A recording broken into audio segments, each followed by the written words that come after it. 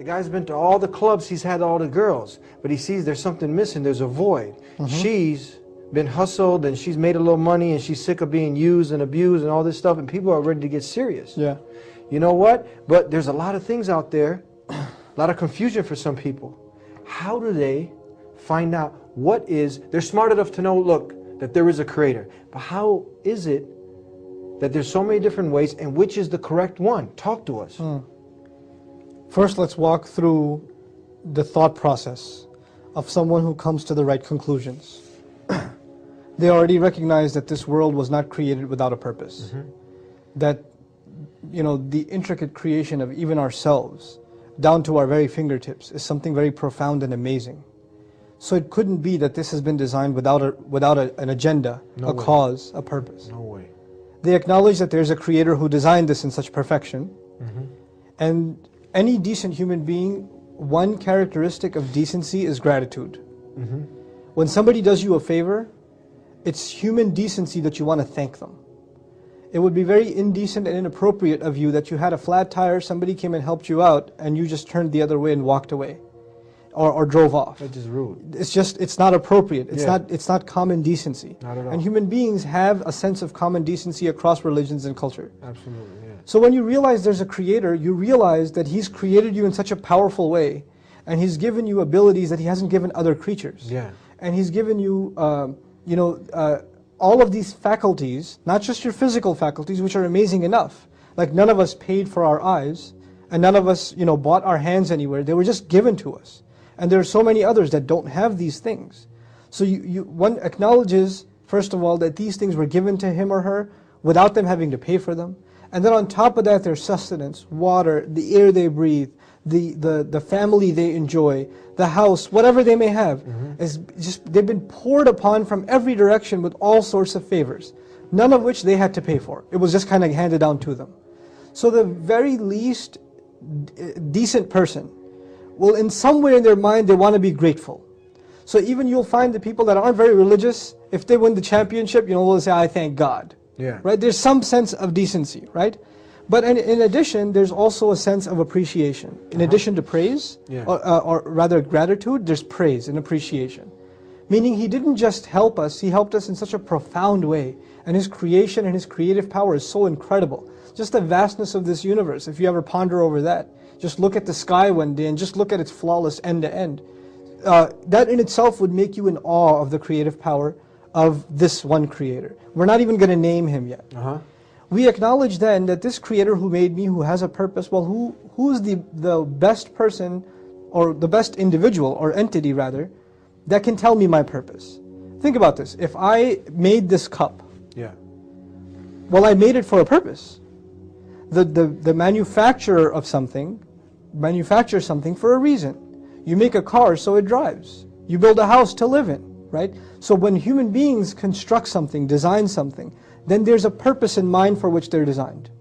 So when you acknowledge there's a creator and he created me, and he created me quite well, with this profound intellect that he gave me and all these faculties and abilities, then what purpose do I have? Where am I going to find my purpose? Well, you go back to the manufacturer. You go back to the creator to find your purpose. You can't figure it out yourself. You have to ask him, because he's the one who designed you. So you acknowledge that you are this Lord that's over you, the one who's been providing for you and sustaining you and taking care of you, just like he's the Lord of everyone else.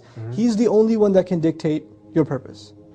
But you also come to another really powerful conclusion, that up until now in your life, maybe you're 25 years old.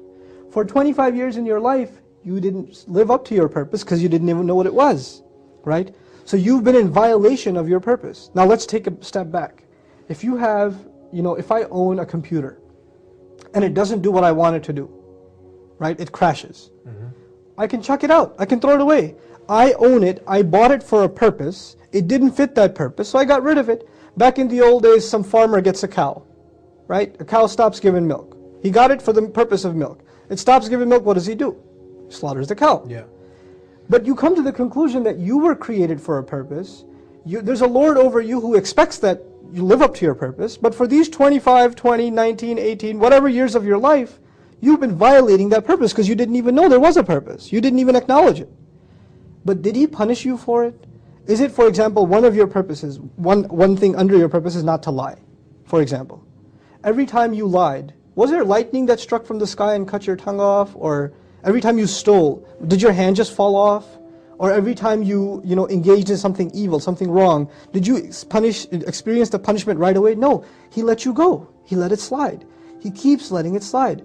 And human beings aren't like that. When we expect something from someone, like an employee, right? If I hired you to be my accountant and I expect you to show up at 9 o'clock and you don't show up for 4 weeks, and then you show up, at the 5th week it's 3 p.m. And say, where's my paycheck? Then you've already been fired, right? So you acknowledge you've been in violation, and this Lord of yours is far more merciful than anyone else you've ever experienced. His mercy is unimaginable. His mercy is unimaginable. But then you also realize, as unimaginable as His mercy is, if I've come to this conclusion that I don't know my purpose, or I haven't sought out my purpose, and I've been getting away with it all this time, is it okay if I should just forget about this purpose and continue to not think about this anymore and move on? Or if I've come this far in my thought, then I should realize that He knows that I've come to this conclusion. He knows that I realized I should be looking for my purpose. So if I stop my search here and say, I'm thinking too deep, better go back to the life of partying, then there will be consequences. I will have to pay for everything that I did. So once you reach this thought process up to here, now what's the next step? You turn to this Creator, this mysterious Creator that you don't yet know, and you declare one thing to Him. I acknowledge that You're my Creator. I acknowledge that I'm supposed to be in service to You.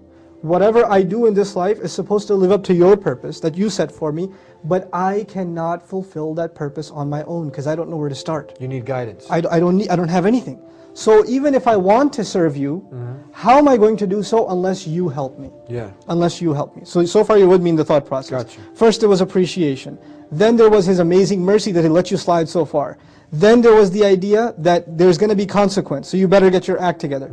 Then there's the idea that you ask Him, I'm going to worship You, I want to turn to You, I want to give myself up to You, we need direction but I now. need Your help. We need direction. We need direction. So now when you ask Him for direction, you ask Him for guidance.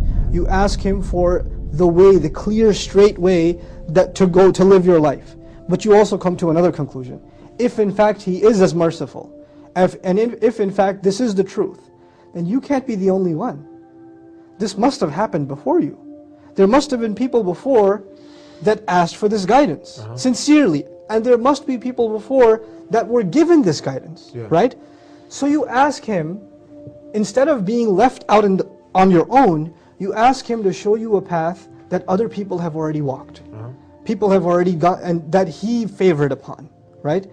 And then there must be other people who asked for that path. Now listen to this carefully. They asked for that path, they got the path. It's like me asking you for directions, you gave me directions, but I didn't follow those directions, right? I didn't follow those directions.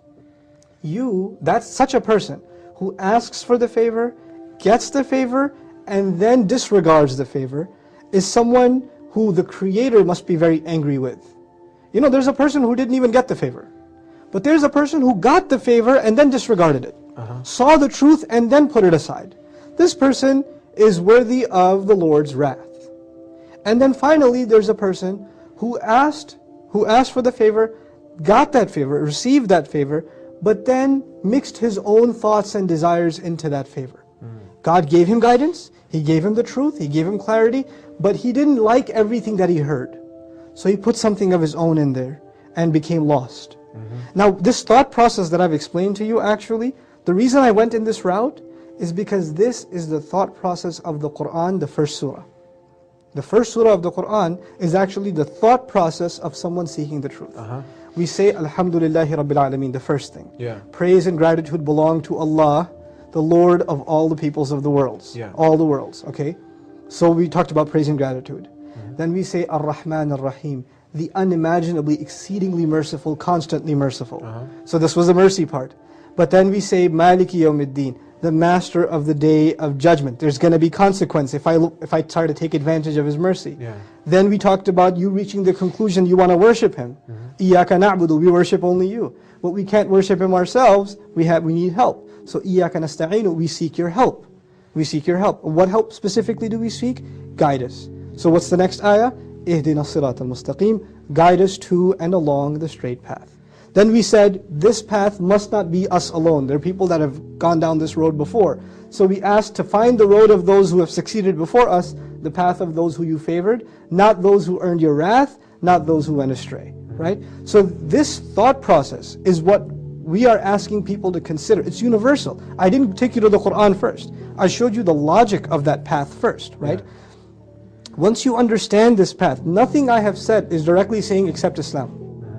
All we're saying is be sincere to the Creator, be grateful to Him, accept Him as your Lord, ask Him to show you the path sincerely, and ask Him to show you those who walked down this path before and succeeded, and keep you away from those who walked down this path but then got lost, then went astray, or earned God's wrath, earned Allah's wrath, right? Now for people who are seeking this truth, what is the measuring stick? The first measure is your own conscience. That's the first measure. The second measure is, if in fact it is from God, then it has to meet one primary standard. And that primary standard is, there can be no one between me and the worship of that one true God. Nobody in the middle. Nobody in the middle. There can be those who show me that path. But I'm not going to worship these people that are showing me the path. I'm only going to take their teachings to get to the path, because they may be the ones Allah favored. Just like I asked to show me some role models, some guides. Yeah. So these are people that are role models, not ones to be worshipped, but rather to be looked at as role models, as guides. So this sincere attitude, this measuring stick, with this standard, when you try to seek a path, and you try to filter out what is it that's out there, what are the things that people are calling towards, and you find, and then in that quest, when we ask you humbly to consider, just sincerely look at Islam, sincerely look at the Quran. What is it asking you to do? What is it asking you for? What is it demanding from people?